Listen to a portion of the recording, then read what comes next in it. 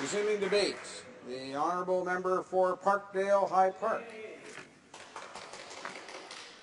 Thank you, Mr. Speaker, and I'm very pleased to be able to join this debate today on behalf of my constituents in Parkdale-High Park. And as I begin, I'd like to say, Mr. Speaker, that I am splitting my time with the member from Davenport, a neighbouring riding in Toronto.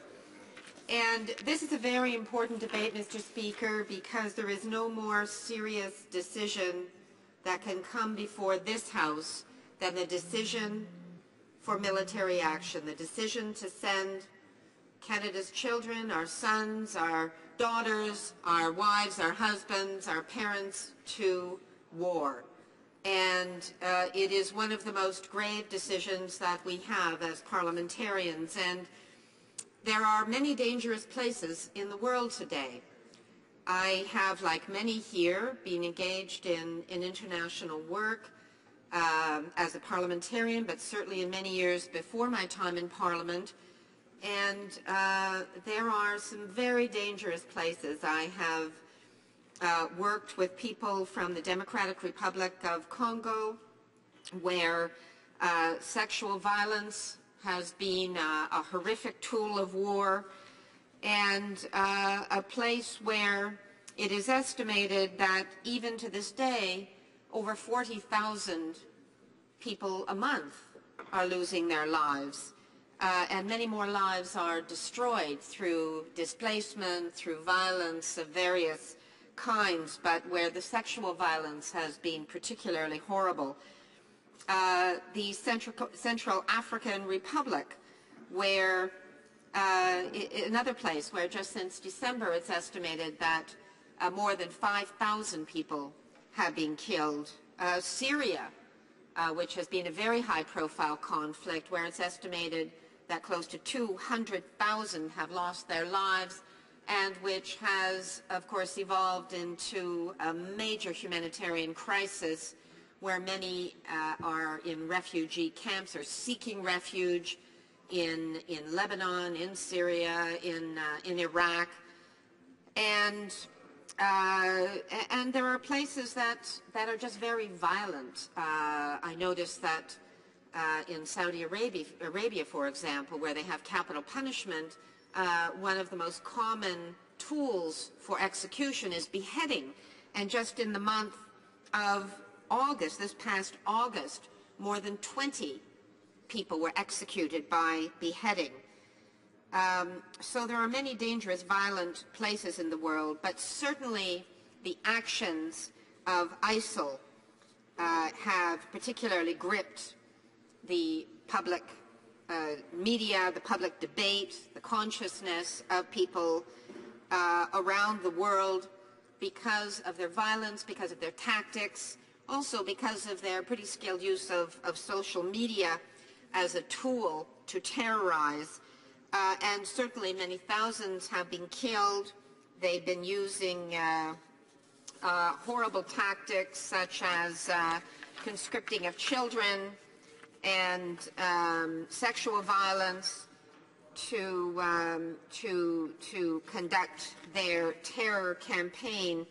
And they have left many people displaced, more than 1.8 million civilians in Iraq alone, but about 5.2 we're told in need of humanitarian assistance. So let's make no mistake, the actions of ISIL are reprehensible, they are horrific and deplorable, and there's no question that people are looking for help who are being subjected to their terror campaign.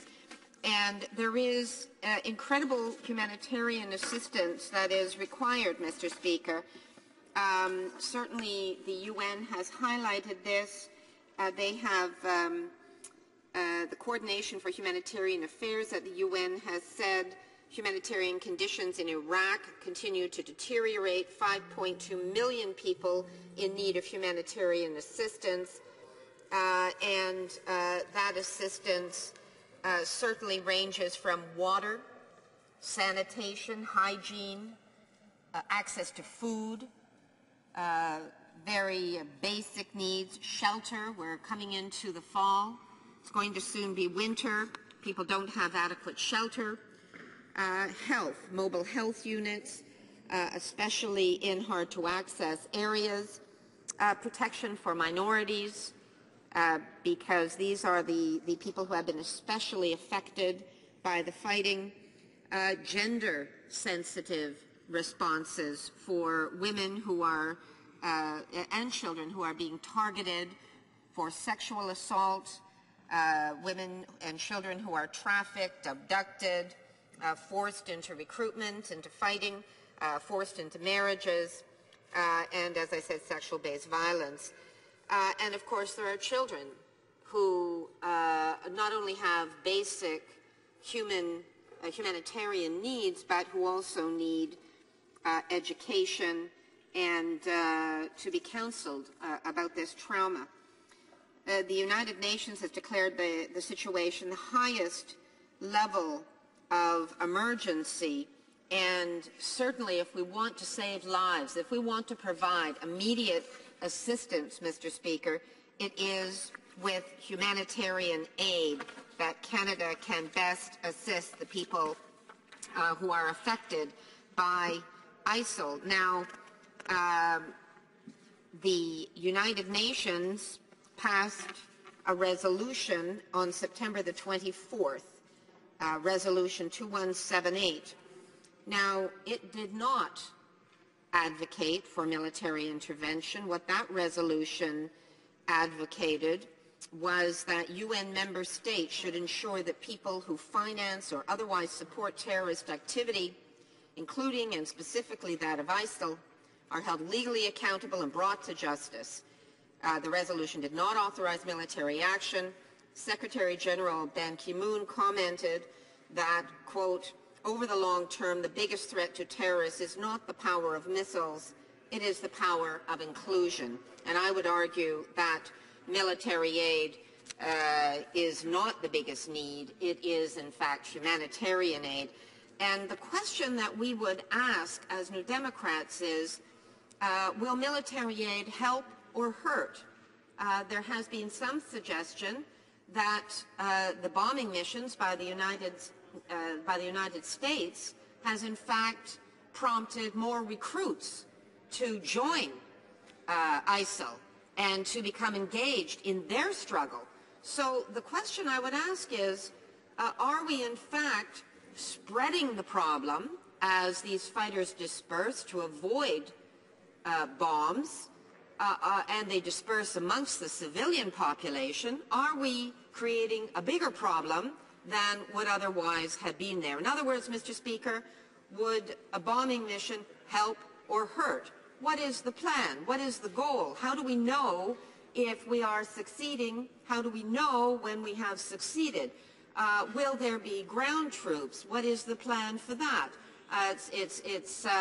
You know, it's a little different to say to Canadians or to any country, you're going to be dropping bombs from a very high altitude. Nobody on our side is going to get hurt. But as we have seen in conflict after conflict after conflict, that becomes a slippery slope, and that quickly evolves into boots on the ground, because there are always reasons. We have to finish the job. We're not effective enough. There's more we could be doing. And so we need to know, what is the plan? What's the duration? Is it going to help or hurt? Are we dealing effectively with the humanitarian needs? So I think we have very many questions, Mr. Speaker, that have not adequately been addressed in spite of the many passionate speeches on the other side of the House. I can just tell you, Mr. Speaker, on behalf of my community in Parkdale-High Park, I don't want to by any stretch of the imagination say public opinion is unanimous, but I will say that of the people who have contacted me by email, by phone, people who have walked in the door, overwhelmingly the opinion is people do not want us to engage in a bombing campaign against ISIL. They support humanitarian aid. They support whatever assistance we can provide. They understand the seriousness of this threat.